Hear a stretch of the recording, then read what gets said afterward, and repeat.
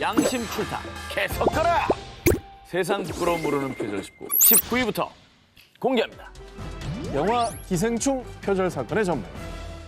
지난 2월 9일 오스카 사과명 소식으로 전 세계를 떠들썩하게 만들었던 영화 기생충. 그런데 작품이 워낙 유명세를 치르다 보니 황당한 논란이 불거졌는데요.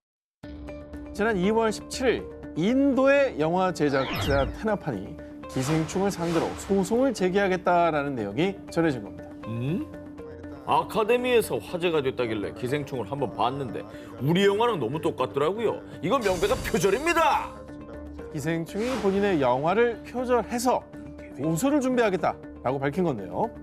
오, 이거는 근거가 좀 있어야 될 것 같은데 저 사람이 저런 말을 하는 근거가 있을 거 아니에요. 그러니까 일단 영화 제작자 테라판이 기생충과 본인의 영화가 유사하다고 주장한 작품은 1999년도에 개봉한 발리우드 영화 민사라 칸나.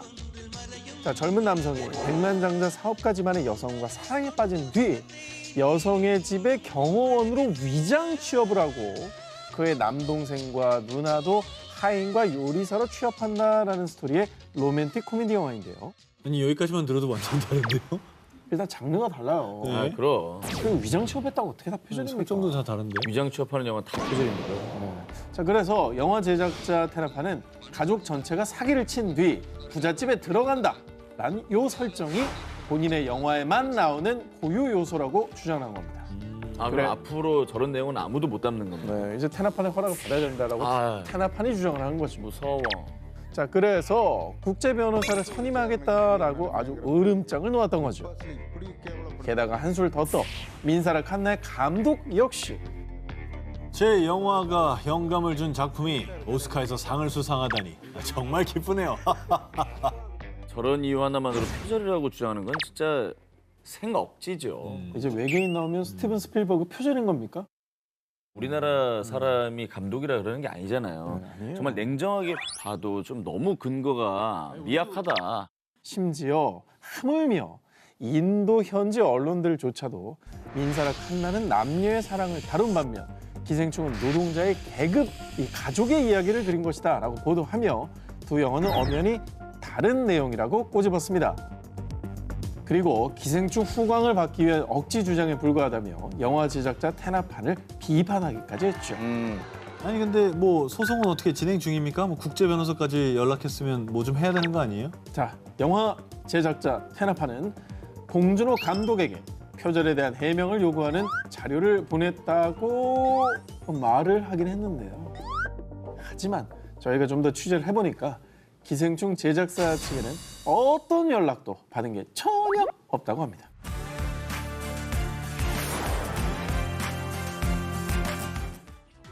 대만 뮤직비디오 감독이 사과한 이유. 아이유 씨가 2017년도 4월에 발표한 4집 앨범 팔레트. 당시 25살이 된 아이유 씨의 이야기를 담은 진솔하고 자전적인 가사와 함께요. 몽환적인 멜로디가 어우러진 감각적인 뮤직비디오도 팬들 사이에서 큰 사랑을 받았는데요. 뮤비 자체가 너무 스타일리시해. 아, 이 노래 진짜 좋아. 그런데 말이죠. 네. 3년 뒤 아이유 씨의 팔레트 뮤직비디오가 다시 이슈가 됐습니다. 왜요? 그 이유는요. 지난 4월 대만의 인기 가수 겸 배우 더우더우의 신곡 가불가의 뮤직비디오가 공개됐는데요. 놀랍게도 아이유 씨의 팔레트 뮤직비디오를 거의 컨트롤 C, 컨트롤 V 수준으로 표절했던 겁니다.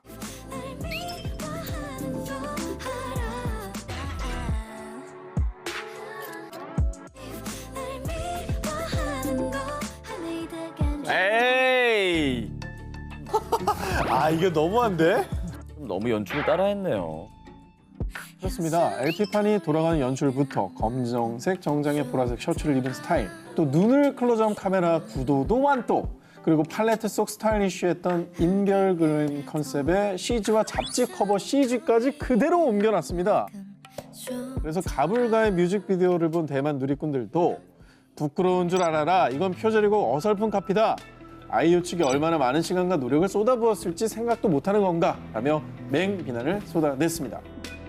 근데 이쯤이면 그 가불가의 뮤직비디오 감독 뭐 한마디 해야 되는 거 아니에요? 네. 입장 표명 없습니까? 뮤직비디오를 만든 다니엘 천 감독이 SNS를 통해 뒤늦게 입장을 발표했었는데요. 이 일로 폐를 끼쳐 미안합니다. 뮤직비디오 제작 과정에서 다양한 작품을 참고했는데 그중에 팔레트가 있었습니다. 팔레트를 제작한 이래경 감독에게도 거듭 사과했다고 합니다.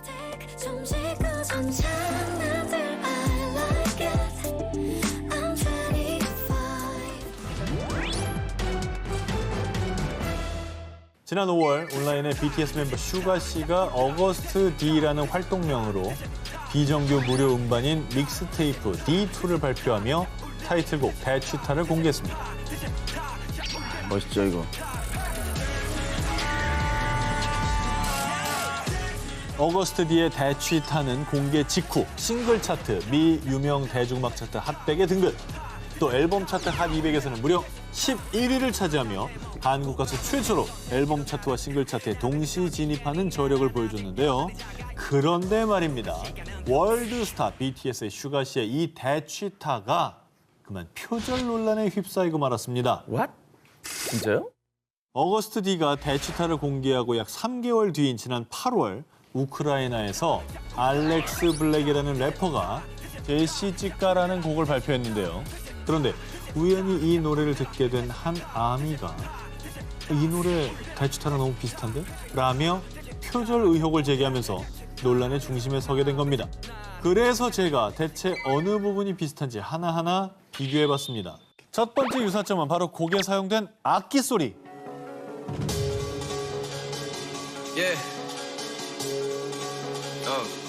대치타의 도입 후에 들리는 이 소리는 제목에 맞게 우리나라 전통 악기인 꽹과리 징 소리로 시작합니다. 네. 이번엔 알렉스 블랙의 노래 들어보시죠.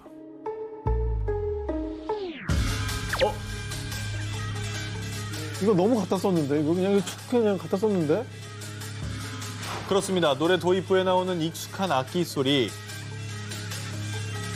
누가 들어도 우리나라 전통 악기 꽹과리 소리 아닙니까? 그래서 누리꾼들 사이에서 이렇게 꽹과리 국정 논란 생기는 건가요? 우크라이나에서 한국 전통의 소리를 듣게 될 줄이야? 라며 의심의 눈초리를 보냈습니다. 자, 그리고 두 번째 유사점은 바로 가사입니다. 에이. 대추타라고 들리는 가사는 러시아어인 제시찌까를 빠르게 발음한 거라고 합니다. 난 대취타의 번안곡인 줄 알았어. 이후 표절 논란이 거세지자 래퍼 알렉스 블랙은요. 아 제가 이 비트를 구입한 뒤에 직접 가사를 내가 쓴 거라고요. 표절이 아니라 비트를 구입한 거라고 주장했던 그는 갑자기 바로 다음 날 자신의 너튜브 채널에 뜬금없이 제시찌까 영상의 제목을 어거스트 D 대취타 커버곡이라고 수정해서 다시 게재. 아니 처음부터 커버곡이라고 하지 왜 저렇게 미련하게 했어? 자, 그래서 커버곡으로 교묘하게 표절 논란을 마무리 지으려 한 줄 알았는데 래퍼 알렉스 블랙이 너튜브에 또 다른 영상을 또 게재하더니 난 이 곡을 훔친 게 아니라니까요. 대취타라는 곡을 몰랐고 그 곡에 나오는 언어도 몰랐다고요. 자신은 음악 제공 플랫폼에서 비트를 구입했다며 자기가 한 말을 또 번복한 겁니다. 그의 말이 어디까지 진실이고 거짓인지 아마 그건 본인만이 잘 알고 있겠죠. 우리 자신에게 떳떳한 뮤지션이 되길 바랍니다. 진정한 아티스트라면 말이죠. K푸드를 위협하는 모조 K푸드. 부드러운 우유 얼음과 고소한 콩가루가 뿌려진 국내 디저트 브랜드 눈빙은요. 태국, 캄보디아, 동남아시아를 넘어서 지난 2019년 10월에는 중동까지 진출, 쿠웨이트에 1호점을 오픈하며 K-디저트로 큰 사랑을 받고 있습니다. 눈빙이 뭐 세계적으로 성공한 한국 브랜드고 특히 더운 나라 가서 얘 만나면 진짜 반가워요. 자, 그런데 눈빙이 가장 먼저 진출했던 곳이 바로 중국이었습니다. 2015년에 일찌감치 중국 현지 기업과 프랜차이즈 계약을 맺고 상하이에 눈빙 1호점을 오픈했는데요. 그런데 엥? 상하이점이 1호점이 아니었어? 중국의 눈빙이 상륙하기도 전에 이미 눈빙 매장이 운영 중이었던 겁니다. 진출도 안 했는데 어떻게 오픈했다는 거예요? 진짜 눈빙이 중국에 채 상륙하기도 전에 이미 중국 현지에서는 눈빙 혹은 설아 눈빙, 설림 이런 유사한 이름을 내건 매장들이 성행하고 있었던 건데요. 그런데 이름만 비슷한 게 아니라요. 국내 눈빙의 로고는 물론 매장 인테리어, 종업원의 유니폼, 심지어 진동벨까지 그대로 카피한 겁니다. 와, 어느 게 진짜야? 난 모르겠다. 그런데 여기서 심각한 문제는 눈빙이 중국에 상표 등록을 하려 했지만 이미 중국의 한 업체가 눈빙이라는 이름으로 상표를 등록해 버렸고요. 결국 진짜 원조인 국내 눈빙이 중국에서는 카피 브랜드가 돼버린 거죠. 억울한 세상이다 진짜. 그런데 중국의 대놓고 베끼기 이게 다가 아닙니다. 정말 씁쓸한데요. 품절 대란을 일으키며 대한민국 국민들을 편의점에 줄 서게 만들었던 스낵 꿀 버터 칩이 2016년에 중국에서도 판매가 됐는데 그런데 당시 중국에서 판매된 꿀 버터 칩을 한번 자세히 살펴보면요. 제품명을 살짝 바꾼 모조 제품 허니 버터 감자칩이었던 겁니다. 그러나 마치 한국에서 만들어진 제품인 것처럼 한글로 허니 버터 감자칩이라고 떡하니 써서 판매하고 있었던 거죠. 허술해도 이렇게 허술하게 베낄 수가 있습니까? 마치 번역기를 돌린 듯 어색하기 짝이 없는 내용. 앞면에는 인기 상품 증가 중, 완벽 100% 황금 이런 어색한 문구가 적혀 있는가 하면요. 뒷면에는 생산자의 이름을 표기하는 대신에 구체적 생산자는 만나서 표시하겠습니다. 누굴 만나? 뭔 소리냐고. 뭔 나는 소리야? 정말 이해할 수 없는 글이 적혀 있습니다. 번역기 돌렸네. 돌렸다. 실제로 한국 스낵인 줄 알고 모조 제품을 샀던 중국인들은 한국에서 인기 있다던데 아, 왜 사료 맛이 나지? 검색해서 봤는데 완전 속아서 샀다. 이런 불만 후기를 전하기도 했습니다.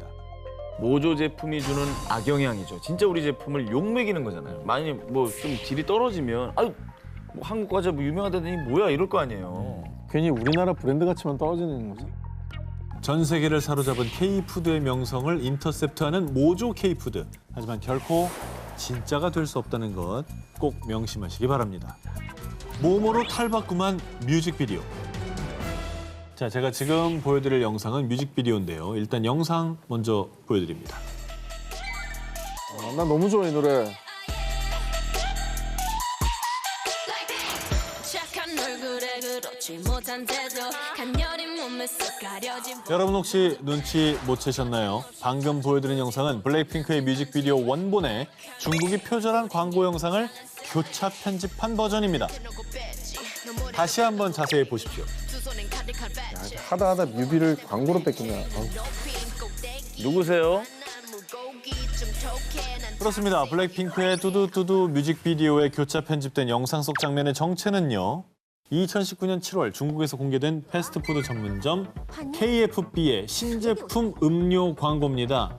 아니나 다를까 중국 현지에서 이 광고가 공개된 후 누리꾼들은요. 광고 속 장면이 2018년에 발매된 그룹 블랙핑크의 뚜두뚜두 뮤직비디오를 표절했다는 의혹을 제기했는데요.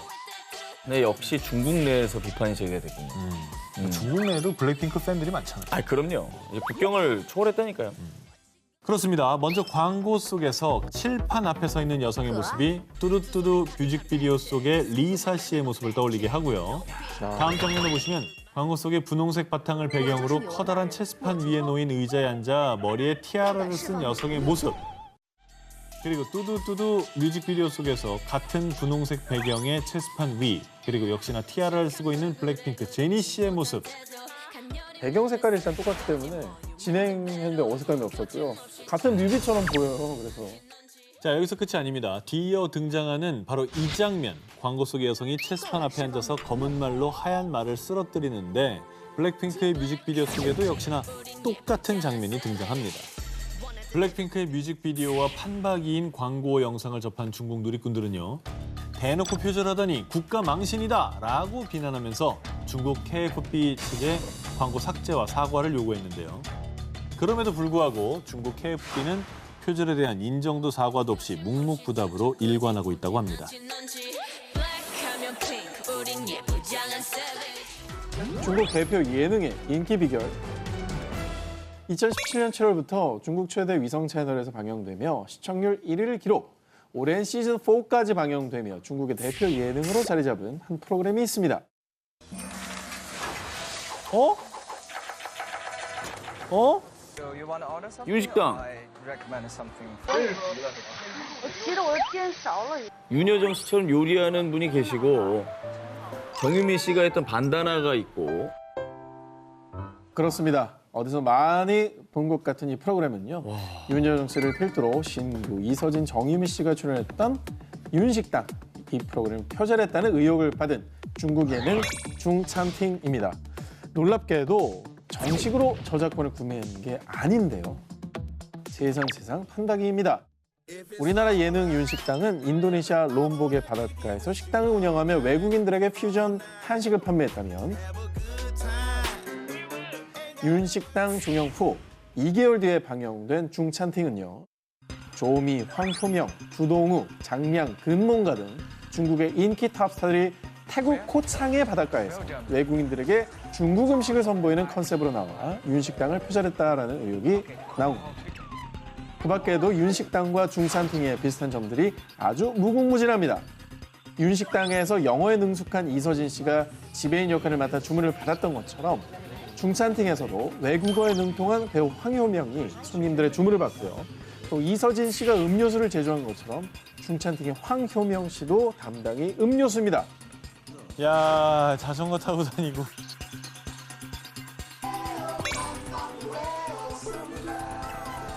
자, 그런데요. 윤식당의 사장은 대배우 윤여정 씨였는데 중찬팅은 본인들도 너무 똑같은 건 좀 찔렸던 건지 중견 배우가 아닌 출연진 중 가장 고참인 탑스타 조미를 사장으로 내세웠습니다. 이거는 뭐 윤식당 제작진이 중국 연예인들을 모시고 조식당이라고 만들었다고 해도 가능할 정도예요. 조미. 네, 조미니까 조식당. 자, 근데 정말 뻔뻔하게도 해외에서 음식점 차리는 건 뭐 누구나 생각할 수 있죠. 아 그리고 나는 한국 예능 안 봅니다. 거의. 그런데 비단 중찬팅뿐만 아니라 삼시세끼는 향왕적 생활로, 쇼미더머니는 랩 오브 차이나로 중국의 한국 프로그램 표절 의혹은 어제 오늘 일이 아니라는 점이 더욱더 씁쓸하게 다가오는데요. 자, 이게 얼마나 부끄럽고 또 수준이 낮은 행동인지 깨달았으면 하는 마음으로 윤식당을 기획한 나영석 PD의 말을 제가 대신 전해드리도록 하겠습니다. 저희 프로그램 포맷은 비싸지 않습니다. 구매할 경우에 세세한 가이드를 비롯해 AS도 제공해드리니까 꼭 정품을 구입해 주시기 바랍니다. 이 랩스타가 훔쳐간 것은? 자, 이번 특종은 사진으로 먼저 보여드리겠습니다. 이 두 작품은요, 다른 작가의 작품입니다. 저는 이거 무슨 우리가 표절 주제가 아니면 그냥 한 작가의 작품으로 볼 수 있어요. 약간 형식을 달리하면서 다양한 작품을 만드는. 방금 보신 사진의 왼쪽 그림은 국내 일러스트레이터 태태 씨가 6년 전인 2014년에 자신의 SNS에 공개한 심쿵이라는 제목의 그림입니다. 교복을 입은 소녀의 심장을 뚫는 듯한 분홍색 하트가 인상적인데요. 자, 그리고 한눈에 봐도 정말 비슷해 보이는 오른쪽 그림은 미 유명 대중음악 차트를 석권하며 세계적인 인기를 누리고 있는 미국의 유명 래퍼 릴 우지 버트가 지난 3월에 발매한 앨범의 커버 아트워크입니다. 이 원작 작가에서는 앨범 커버, 태태 씨가 봤을 때 얼마나 황당했을까요? 태태 씨는 뒤늦게 이 사실을 알고 밤잠을 못 이룰 것 같다며 SNS를 통해 속상한 마음을 털어놓기도 했는데요. 그리고 이후 이를 본 국내 한 누리꾼은 자기도 화가 났는지 해당 앨범의 아트워크를 제작한 디자이너에게 SNS 메시지를 보내 대체 왜 표절을 했냐며 이유를 물어봤답니다. 근데요. 그런데 디자이너로부터 돌아온 뜻밖의 답변. 이 그림은 릴 우지버트가 직접 요청한 거예요. 저는 그냥 시키는 대로 했을 뿐이라고요. 래퍼 릴 우지버트가 앨범 커버 디자이너에게 그림을 건네면서요. 하트를 주황색으로 바꾸고 주황색 머리를 하고 슈트를 입은 사람을 넣어달라며 아주 구체적으로 디자인 변경을 지시했다는 겁니다. 그럼 디자이너는 그냥 손만 댄 거고 릴 우지버트가 표절을 지시한 거네. 그리고 태태 씨의 그림 속에는 당시 사용하던 필명도 기재돼 있는데 릴 우지버트는 자신의 앨범 커버를 제작하는 동안 원작자인 태태 씨와 아무런 논의도 하지 않은 거죠. 그런데 표절 논란이 거세지자 릴 우지버트는 태태 씨의 SNS에 직접 글을 남겼습니다. 사과했어요? 뒤늦게라도 사과했으면 다행이에요. 난 그렇게 야비한 사람은 아니야. 혹시 말이야 돈을 원한다면 우리 쪽으로 연락을 줘. 아유, 이후에 이 황당한 소식을 접한 누리꾼들은 음악 공부하기 전에 저작권 공부 먼저 하고 와라 라며 거세게 비난했고요. 그러자 결국 릴 우지버트의 매니지먼트 측은 뒤늦게 태태 씨에게 직접 연락을 취해 그제야 보상 문제를 논의했다고 합니다. 작품을 만들어내는 원작자와 릴 우즈버트를 믿고 응원했던 또 팬들에게도 얼마나 큰 실망을 안겨주는 행동입니까? 원작자의 노력을 짓밟은 세계적인 뮤지션의 뻔뻔당당한 표절, 부끄러움이라는 걸 좀 아는 어른, 그런 아티스트가 됩시다.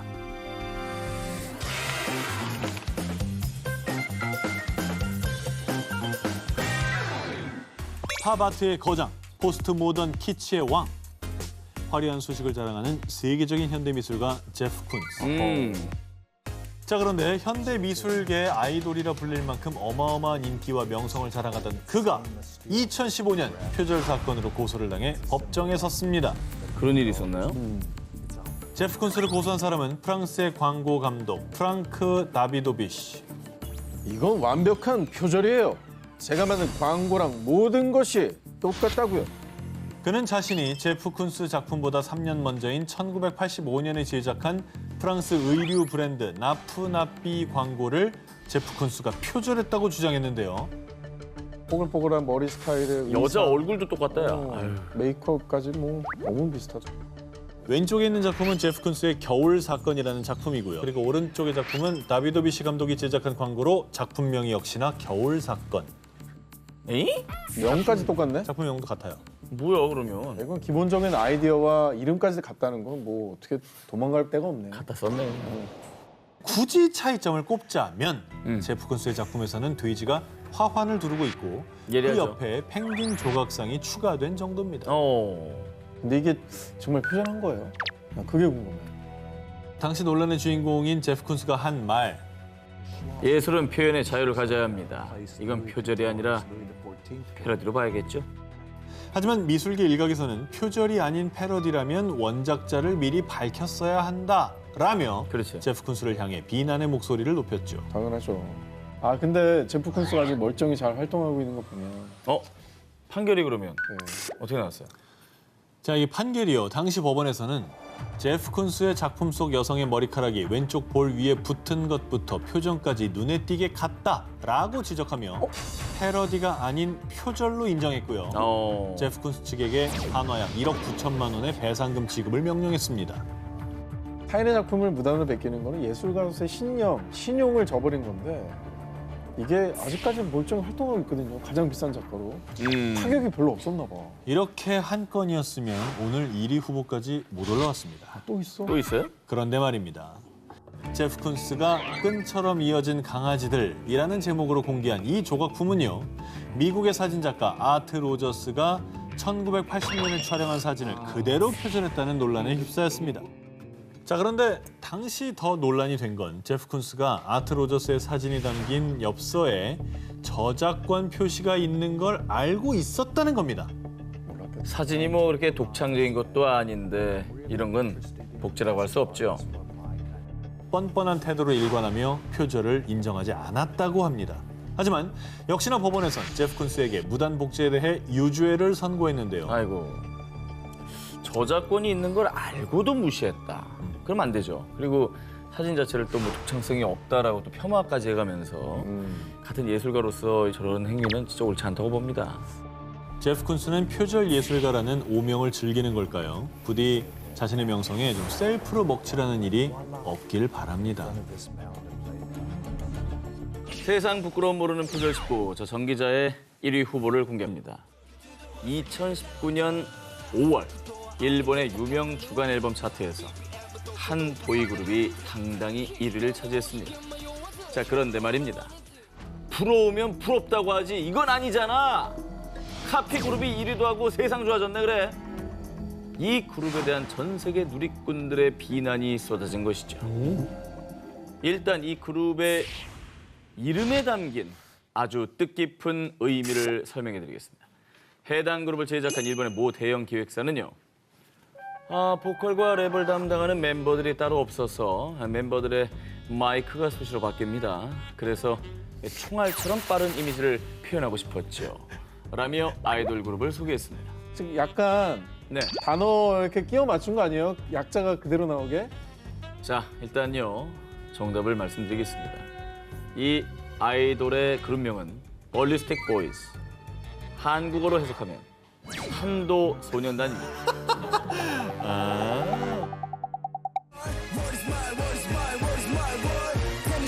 이게 약간 한국 같아. K-팝 느낌 나죠? 파워풀하죠. 탄도 소년단은 초창기 BTS처럼 힙합 음악을 내세웠다는 점. 또 지금까지 J-팝 아이돌들은 개개인의 실력보다는 대중들에게 친근한 이미지를 중시해왔다면요. 탄도 소년단은 K-팝 아이돌들처럼 자신들의 가창력, 랩, 아크로바틱 안무 등의 실력 파임을 강조한 컨셉이었죠. 잘 나가는 그룹을 좀 따라하는 거는 뭐 모든 산업 분야가 마찬가지니까. 오마주한다 칩시다. 예전에 마이클 잭슨 또 얼마나 많이 따라했어요. 아 근데 이름만 탄도소년단이 아니었어도 이야. 그러나 오히려 이런 논란이 말이죠. 노이즈 마케팅이 됐던 건지 2019년 5월 데뷔와 동시에 탄도 소년단은 일본 유명 주간 앨범 차트 1위에 오르는 영광을 맛봤습니다. 본인도 놀랐을 것 같다. 야, K-팝만 잘 따라하면 되는구나. 이러면서. 이게 되네. 이러고. 하지만 그 인기가 계속 유지되고 있는 건 아닌가 봐요. BTS의 공식 너튜브 구독자 수는 무려 약 3,700만 명인데요. 반면 현재 탄도 소년단의 너튜브 구독자는 약 6만 명이었습니다. 한도가 아래로 떨어졌네요. 탄도 굉장히 빠르거든요. 굉장히 밑으로 내려갑니다. 누군가를 표방해 화제가 될 수는 있습니다. 하지만 자신들만의 고유한 정체성이 없다면 절대 롱런할 수가 없을 겁니다. 지난 3월 국내 한 온라인 커뮤니티에 올라온 걸그룹의 사진 2장이 온라인을 뜨겁게 달구었습니다. 같은 그룹, 같은 앨범의 뭐 다른 사진인가요? 자세히 보세요. 그러니까 인원수가 좀 차이 나요. 그런가? 화려한 컬러의 꽃을 배경으로 파스텔 톤의 의상을 입고 포즈를 취하고 있는 두 사진. 그런데 말입니다. 엄연히 다른 그룹이었습니다. 왼쪽 사진은 2019년 11월 국내 걸그룹 아이즈원이 발표한 첫 번째 정규 앨범 블룸 아이즈의 티저 사진이고요. 오른쪽 사진은 지난 2월 13일 베트남 걸그룹 SGO48이 발렌타인 기념으로 공식 SNS에 공개한 화보로 전혀 관련이 없는 사진이었습니다. 나라만 바뀌었네. 그래서 베트남 현재 SGO48의 팬들마저도 이 사진들 아이즈원 사진이랑 비슷하지 않나요? 컨셉부터 의상까지 너무 비슷해 라며 표절 의혹을 베트남에서 제기했어요. 아니 이거는 너무 표절이라고 봐도 뭐. 레퍼런스가 아니죠, 저 정도면. 그러니까 이게 사실 화보는 시안이라는 게 있고 그걸 참조해서 새로운 걸 만드는 거거든요. 그럼요. 오상진 씨 말씀대로 우리 광고 찍을 때 현빈 씨 사진 우리 엄청 봅니다. 참고만 할 뿐이에요. 맨날 걸려 있어. 그런데 베트남의 SGO48 외에도 아시아 내에서 국내 걸그룹을 모방한 일명 모조 그룹은 이게 다가 아니었습니다. 지난 2016년 너튜브에 게재되면서 엄청난 비난을 받았던 한 뮤직비디오. 교복 컨셉의 의상과 칼군무. 어디서 많이 본 것 같지 않으십니까? 소녀시대네. 정말 연식이 나오네요. 네. 여자친구? 그렇지.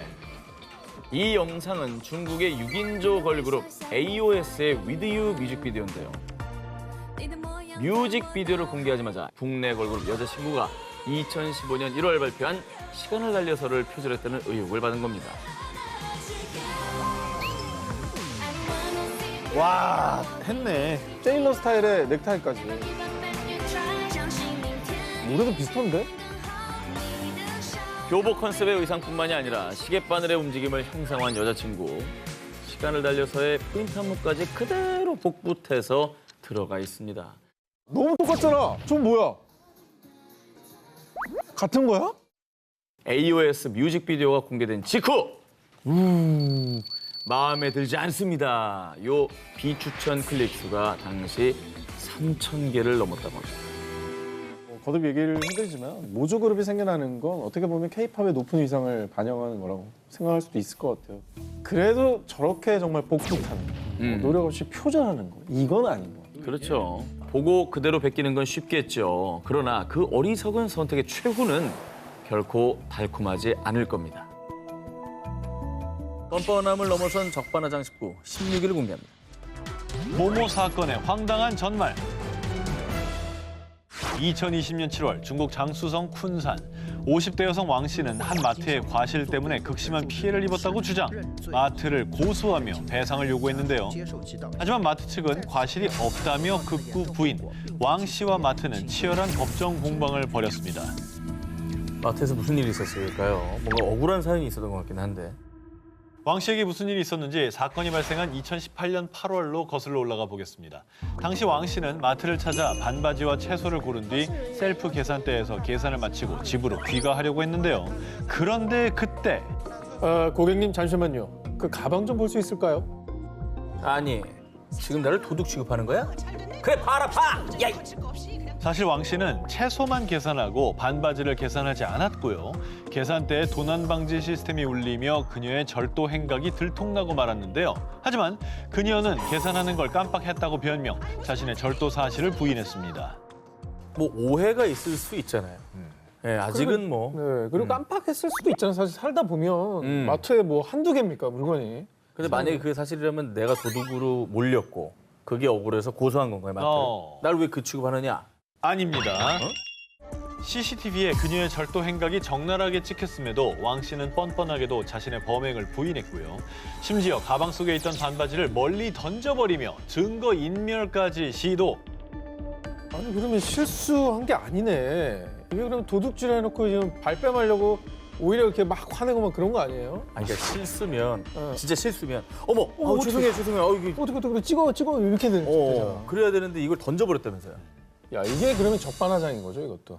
완전히 자기가 더 성질 내잖아. 여기서 마트를 고소했다고? 마트 측은 조사를 위해 그녀를 2층 사무실로 데려갔습니다. 그런데 잠시 후 아 여기 구급차 불러요. 아까 그 사람 2층에서 떨어졌어요. 조사를 받던 중 잠시 화장실에 다녀온다던 왕 씨는 화장실 밖 파이프를 통해 도주를 시도. 그 과정에서 추락해 하반신 기형 장애를 얻게 된 겁니다. 아우, 아유.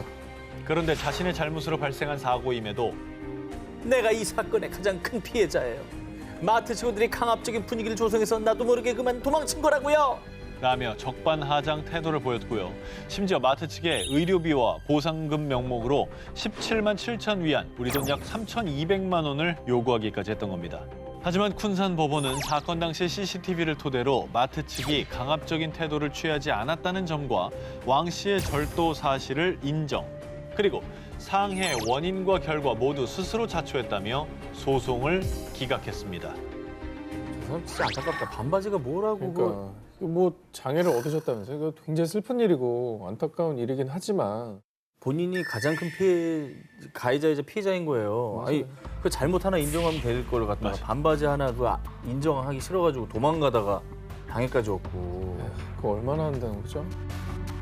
교통사고 가해자 모모의 적반하장. 2013년 4월 미국의 브루클린. 31살 남성 로버트 잭슨은 도로 주차장에 주차된 자동차 조수석에서 여자친구를 기다리고 있었습니다. 그때 일방통행인 도로에서 웬 차량 한 대가 역주행. 급기야 그 차는 마주오던 트럭을 피하려다가 잭슨이 탄 차량과 접촉 사고를 내고 말았습니다. 일반 도로인데 역주행이라니까 이거는 진짜 큰 잘못이고 그렇죠. 지금 접촉사고라고 하셨잖아요. 접촉사고인 게 정말 천만다행인 거예요. 역주행은 큰 사고 나요, 진짜. 가만히 이제 주차해 놓은 차에 타고 있었던 거잖아요. 근데 정말 자다가 날벼락 맞은 거죠. 그렇죠. 자, 그런데 말입니다. 아, 이거 여자친구 차인데 제가 잘 얘기할 테니 자동차 긁힌 것만 보상을 해주시면 됩니다. 아니 무슨 소리야? 당신이 우리 차에 달려들었잖아.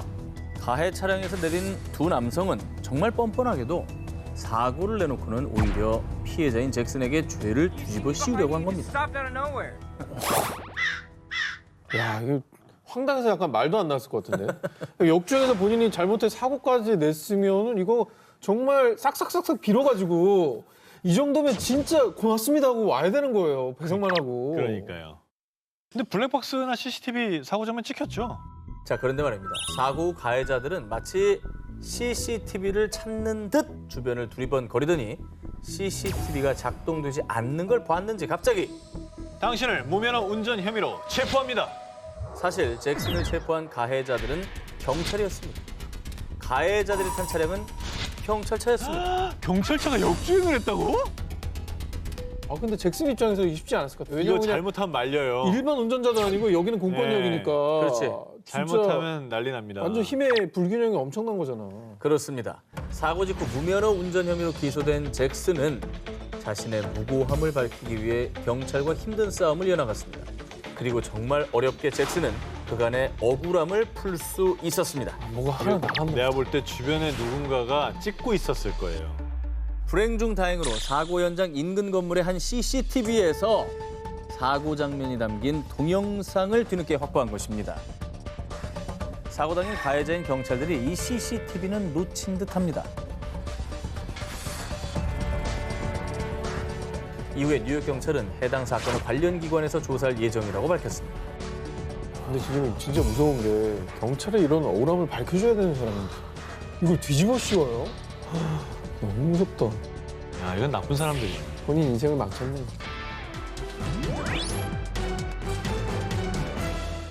지난해 8월 18일 베트남 북부 방린성 한 여성이 식당 바닥에 무릎을 꿇고 한 남성에게 호되게 야단을 맞았습니다. 아이. 종업원이 뭐 잘못해서 지금 사장님한테 혼나는 건가요? 아니면 먹고서 뭐 돈 안 내고 먹튀라고 하잖아요. 자, 여성의 이름은 정티 히엔.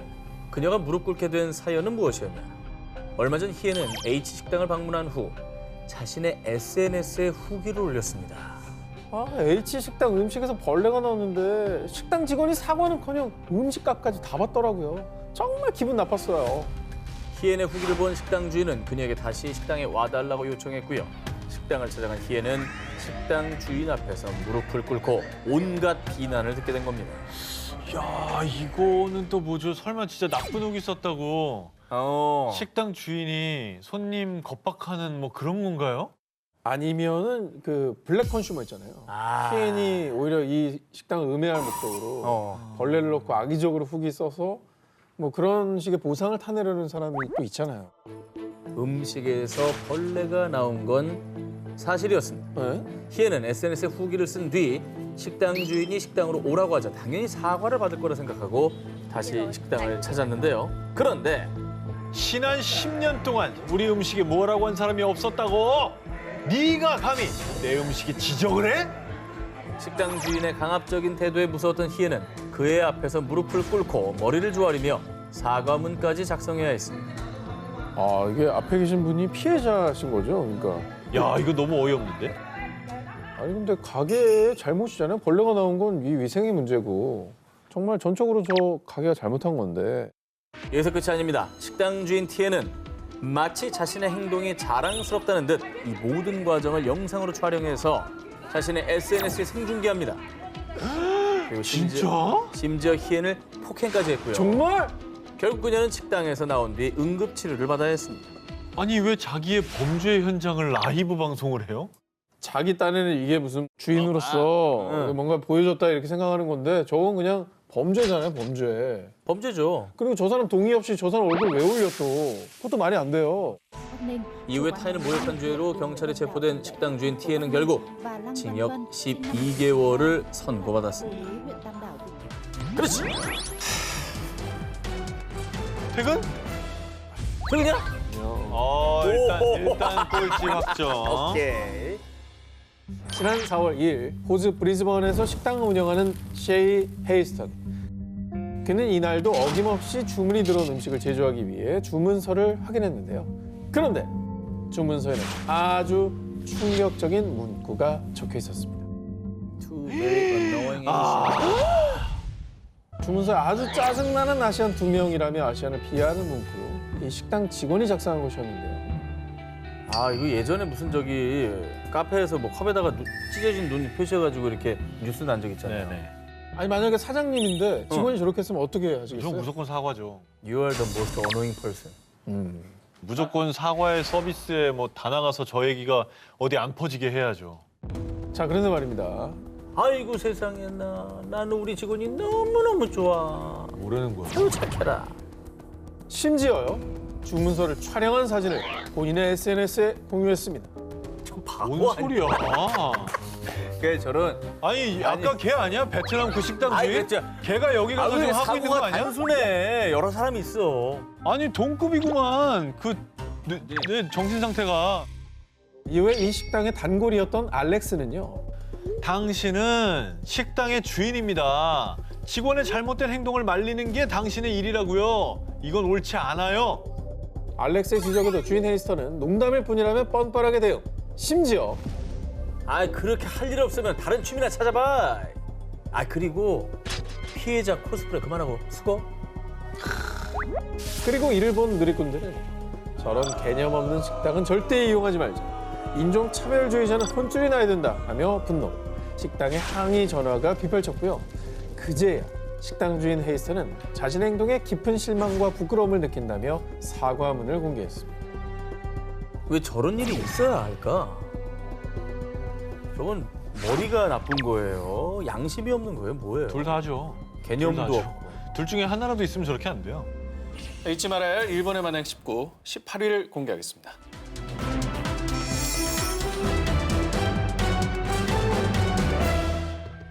(1945년) 경성역의 한 창고 구석에서 발견된 26,500여 장에 이르는 종이 뭉치. 주시경 선생의 원고일세. 놀랍게도 그것은 조선말 큰 사전 원고. 일제 강점기 당시에 일제는 내 나라말로 책 한 권 만들겠다는데 뭐가 문제요? 민족 정신의 근간이 되는 우리 말과 글을 송두리째 빼앗기 시작. 한글로 된 신문과 잡지를 대부분 폐간시키고 모든 말은 일본어로 하도록 강요했습니다. 그러나 한글학자이자 독립운동가였던 주시경 선생의 제자들은요. 1929년 10월 조선어 사전편찬회라는 모임을 구성. 이때부터 조선어 사전편찬회 학자들과 전 국민은 말을 모은다는 뜻의 일명 말모이 작전을 펼칩니다. 가위 하나에도 가세, 가시 등 지방마다 표현이 다 다르죠. 일상 속에서 사용하는 말들을 적어서 조선어학회에 보냅니다. 초등생 또 중학생들까지도 단어의 뜻까지 달아서 말모이 작전에 참여하죠. 말도 모이고 뜻도 모이고. 저거는 만약에 걸리면 네네. 좀 문제가 될 수도 있다는 어떤 그 위험성을 갖고 하는 거잖아요. 문제가 될 이게 수 있는 게 무서운 목숨이 왔다 갔다 하는. 그렇죠, 그렇죠. 그렇게 경찰들의 눈을 피해서 3년간의 길고 긴 노력 끝에 마침내 6,111개의 표준어를 확정하게 됩니다. 하지만 그 영광이 빛을 보기 전에 일본 경찰에게 발각. 원고 책임고 있어! 원고! 아직이요! 이들에게 치안유지법 제1조에 해당하는 내란죄를 적용해 결국 30여 명의 회원에게 모진 고문을 가하고 사전 원고까지 압수. 하지만 그 어떤 탄압으로도 우리 민족 정신은 말살할 수 없었습니다. 기적적으로 광복 이후 경성역에서 발견된 원고. 이게 맞지요? 마침내 총 6권의 조선말 큰 사전이 완성될 수 있었다고 합니다. 주시경 선생이 사전 편찬 작업을 시작한 지 무려 46년 만에 완성된 최초의 국어사전, 조선말 큰 사전. 이렇게 목숨 걸고 해주신 분들이 없었다면 우리나라의 사전의 편찬이 훨씬 더 늦어졌겠죠. 그렇죠. 많은 분들의 희생이 있었습니다. 우리말 사전 편찬의 주역이었던 이금노 선생은 이렇게 말했습니다. 말은 민족의 정신이요. 글은 민족의 생명입니다. 정신과 생명이 있으면 그 민족은 영원 불멸할 것이다. 라고 말이죠. 다음 특종입니다. 일제의 잔혹한 민족 말살 정책은 이뿐만이 아니었습니다. 1939년 11월 조선 총독부는 조선 민사령을 개정해서 우리 고유의 이름이 아닌 일본식 성과 이름으로 바꾸는 창씨 개명제를 강요했습니다. 그러나 신청 첫날 창씨 개명을 신청한 주민이 50명도 되지 않자 이에 분노한 조선 총독부는 갖가지 협박을 일삼기 시작합니다. 무자비한 매질뿐 아니라 식량 배급 대상에서 제외, 직장에서도 해고 조치, 그들의 자녀는 학교에 입학할 자격마저 박탈시키기도 했죠. 참, 정말 그러니까 숨통을 조여오는 겁니다. 하지 않을 수 안 없겠죠. 할 수 없게. 그렇죠. 하지만 끝내 창씨 개명을 하지 않으려 항거한 이들. 전라남도 곡성군에 살던 유건영이란 분은요. 나라가 망할 때 죽지 못하고 30년간 욕을 당했는데 이제 혈족의 성까지 빼앗으려 한다. 미남이 총독에게 항의서를 보낸 뒤 자결하기까지 했다고 합니다. 또 어쩔 수 없이 창씨개명을 한 이들은요. 개똥이나 먹으라 라는 의미의 견분식위, 전농병하, 이게 이제 일본식으로 읽으면 천황폐하라는 뜻으로요. 일제를 능욕하는 이름을 짓기도 했다고 합니다. 일본 순사가 이제 나한테 뭐라 그러면 천황폐하 따라오십시오. 뭐야? 제일동포가 흘린 100년의 눈물. 제일동포들의 서러운 역사는 약 100년 전부터 이어져 왔습니다. 1910년대부터 1940년대까지 일제는 부족한 노동력을 채우기 위해 조선인들을 유인하거나 강제로 일본과 중국에 끌고 갔습니다. 하지만 그곳에서 조선인들은 노예 그 자체, 제대로 된 임금은 뭐 절대 없고요. 학대당하고 굶어 죽고 이런 일까지 허다했습니다. 치욕적인 고통의 나날을 견딘 우리 선조들. 그런데 그렇게 기다렸던 조국 해방을 맞았지만 약 200만 명의 조선인 중에 60만 명의 조선인들은 일본에 남게 됐는데요. 가족들이랑 이제 생리별하고 얼마나 또 돌아오고 싶었을까요? 그죠? 그렇죠. 그런데 더 안타까운 일은 해방 후에도 제일동포들을 향한 차별이 계속됐다는 겁니다. 원치 않는 타향살이로도 서러운데 제일동포들을 이방인 취급하면서 일본 사회에 정착하지 못하게 한 거죠. 그런데 무엇보다 제일동포들을 더 비참하게 만든 건 지문날인. 응? 1952년 외국인 등록법 개정이 되면서 제일동포들은 14세가 되면 구청에서 10손가락의 지문을 등록하고요. 게다가 3년에 한 번씩 재등록해야 했습니다. 즉, 일본에 거주하는 제일동포들을 감시하고 통제하기 위한 비인간적인 제도인 거죠. 강제로 끌고 와가지고 뭐 이렇게 지문 날인해가지고 계속 감시하려고. 무슨 죄입니까 그분들은? 뭐 일본에 살고 싶대요? 그래서 우리는 일본인과 동등한 권리를 원합니다. 제일동포들의 기나긴 투쟁과 노력으로 뒤늦게서야 1993년에서야 지문날인이 폐지됐습니다. 하지만 여전히 지방선거권을 비롯한 참정권은 없는 상황. 이에 유엔 인종차별철폐위원회에선 일본 정부에 제일동포에게 지방 참정권을 부여하라고 권고하고 있는데요. 하지만 일본 정부는 계속 회피하고 있는 상황이라고 합니다.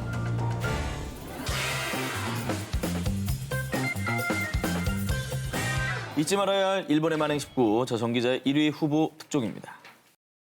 2013년 5월, 일본 미야기현의 항공자위대 기지를 방문한 아베 총리. 그런데 아베 총리가 한 훈련기 조종석에 앉아 찍은 사진이 공개가 되자 그를 향한 국제적인 비난이 쏟아졌습니다. 그 이유는 바로 훈련기에 새겨진 숫자 731 때문이었습니다. 1933년 화학무기 개발 및 의학발전 도모를 명분으로요. 세균학 박사 출신 이시시로 중장의 주도하에 중국 하얼빈에 창설된 731 부대. 이곳에선 조선인, 중국인, 소련인 등 국적을 불문하고 어린아이부터 임산부, 노인까지 실험 대상으로 삼았습니다. 이때 생체 실험 대상자를 부른 이름이 통나무를 뜻하는 마루타였습니다. 그리고 그들은 백신 연구를 위한 혈청을 얻기 위해 산 사람의 몸에서 피를 모두 뽑아 죽이기도 했습니다. 각 신체 기관에 흑사병의 원인인 패스트균을 침투시킨 뒤 해부를 해서 세균의 침투 정도를 관찰합니다. 이 잔혹한 실험들은 마취자가 영향을 미칠 것을 우려해서 그 어떤 마취도 없이 그냥 행해졌다고 합니다. 자, 그리고 이렇게 잔혹한 생체 실험으로 희생된 이들은 증언을 기초로 파악된 피해자만 무려 3천여 명. 거기에 세균전으로 인한 피해자는 수만 명에 달할 것으로 추정되고 있습니다. 하지만 일본 정부는 731 부대의 존재는 인정하면서도 생체 실험에 대해서는 정말 뻔뻔하게도 여전히 은폐와 부인으로 일관하고 있습니다. 자, 그렇다면 종전 후 731 부대는 과연 어떤 법의 심판을 받았을까요? 1946년 일본 도쿄에서는 제2차 세계대전 종전 후 미국의 주도로 일본 전범들에 대한 재판이 시행됐습니다. 그리고 1947년 법의 심판대에 오른 한 남자. 그는 731 부대의 총책임자 이시시로였습니다. 사람들은 A급 전범 중에서도 가장 악랄한 만행을 저지른 그가 당연히 사형에 처해질 거라 믿었죠. 그러나 본 법정은 이시시로에게 무죄를 선고한다. 모두의 예상을 뒤엎고 그에게 무죄가 선고됐습니다. 아니 왜요? 왜? 극악무도한 생체 실험을 통해서 얻은 자료 때문이었습니다. 뭐냐 이거? 제1차 세계대전 때부터 세균전에 지대한 관심을 가졌던 미국으로선 이 자료를 놓칠 수가 없었던 것이죠. 결국 당시 전범 재판의 총책임자였던 더글라스 메가더 장군은요. 731 부대 생체 실험 자료를 넘겨받는 대가로 이시시로에게 면죄부를 줬다고 합니다. 그 밖에도 생체 실험을 토대로 한 731 부대 연구 보고가 일본 다수의 의과대학의 박사학위 논문으로 제출. 또 교토대 의학부에서는 731 부대 관련자 33명에게 박사학위를 수여했다고 합니다. 화가 나. 희생자들은 비통한 역사 속에 가려져 있고 되려 가해자의 반인륜적인 만행은 업적으로 남은 잘못된 역사. 지금이라도 이 악행에 눈 감은 나라는 모두 반성, 또 반성해야 할 것입니다. 2차 세계대전 당시 독일에서도 뭐 잔혹한 생체 실험이 많이 진행이 됐었죠. 뭐 아시겠지만 지금은 이제 독일에서는 다크 투어리즘의 그 장소로 보존이 되고 있다고요? 맞습니다. 일단 락센하우sen 수용소에 있는 생체 실험실 보실 수 있어요. 저도 거기 작년에 갔다 왔는데 그래요? 끔찍하더라고요. 정말 끔찍하고요. 거기 오랫동안 있으면 정말 기분이 너무 묘해지더라고요. 근데 이제 거기 이제 가이드분이 계세요. 설명해 주시는데 그때 얻었던 지식을 아직도 독일 의학에서 사용된다는 거죠. 좀 아이러니컬하네. 네, 너무 아이러닉한데 근데 지금 어떻게 하냐면은 의대 가서 역사를 강의해요. 일단 이제 의대생들이 이 지식 배우기 전에 역사부터 배우고 맞습니다. 그 시작하는구나. 그 다음에 그 지식이 어디서 나왔는지 배워야 된다는 거예요. 의식을 먼저 가르치는 거죠. 맞아요. 사실. 네. 지식보다도. 그거 너무나 필요한 거고 그래서 심지어 약간 묵념도 하는 걸로 알고 있어요. 자, 제1위 후보 기사 발표하겠습니다. 2007년 2월 15일 미국 워싱턴 하원 외교위원회가 연 청문회. 이곳에서 일본군 위안부 피해자 이용수, 고 김군자 할머니께서는 전 세계인들 앞에서 끔찍하고 잔인했던 일제의 만행을 낱낱이 폭로했습니다. 그리고 이어서 증언대에 오른 푸른 눈의 한 할머니.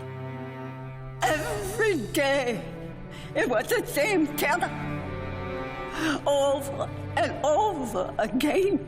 그녀는 네덜란드 일본군 위안부 피해자 얀 루프 오헤른 할머니였습니다. 야, 근데 위안부 피해자라고 하면 보통 아시아권 여성을 많이 떠올리시는데. 또 한국, 중국 많이 생각하죠. 그렇죠. 네덜란드도 있었군요. 그렇습니다. 1942년 일본이 당시 네덜란드령 동인도, 지금의 인도네시아 자바섬을 침략했을 때 18살의 소녀였던 오헤르는 수천 명의 네덜란드인들과 함께 수용소에 갇혀 포로 생활을 해야만 했습니다. 그러다가 1944년 2월 26일 오헤른을 포함한 미혼 여성들을 어디론가 끌려간 곳은 일본 군들의 성노예로 처참한 치욕을 견뎌야만 하는 위안소였습니다. 우리가 그렇게 많은 악행들을 봤는데 위안부 얘기를 아직 안 했어요. 그렇죠. 그죠? 그녀를 비롯한 수많은 네덜란드 여성들은 밤낮 없이 하루에도 수십 번씩 일본군의 끔찍한 성적 모욕과 구타, 집단 성폭행을 견뎌야만 했고요. 또 다른 네덜란드 위안부 피해자 고 엘렌 판더 플레그 할머니의 증언에 따르면 매일 20명 이상의 일본군을 상대하고 저항이라도 하면 살해 위협과 함께 가족들까지 살려두지 않겠다며 협박했다고 합니다. 악몽 같았던 과거, 그 수치스러움에 가족들에게조차 비밀로 한 채 평생을 살아온 오헤른 할머니. 그런데 1992년 한국의 위안부 할머니들이 일본 정부를 상대로 힘겨운 싸움을 벌이는 모습을 보고 큰 용기를 얻게 됐습니다. 그리고 그 해말 힘을 내어 그녀는 도쿄에서 열린 국제전쟁 범죄 청문회에 유럽 여성 최초로 증언대에 오른 거죠. 정말 용기 있는 결정을 하신 거죠. 일본은 우리가 죽기를 기다리지만 나는 죽지 않을 겁니다. 일본 정부로부터 사과를 받을 수 있도록 계속 투쟁할 겁니다. 꿈 많은 18 소녀에서 어느덧 96이 된 오헤른 할머니. 그녀는 여전히 위안부 문제 해결을 위한 투쟁을 멈추지 않고 있습니다. 다시 한번 뭐 그 용기에 박수를 좀 드리고 싶네요. 네.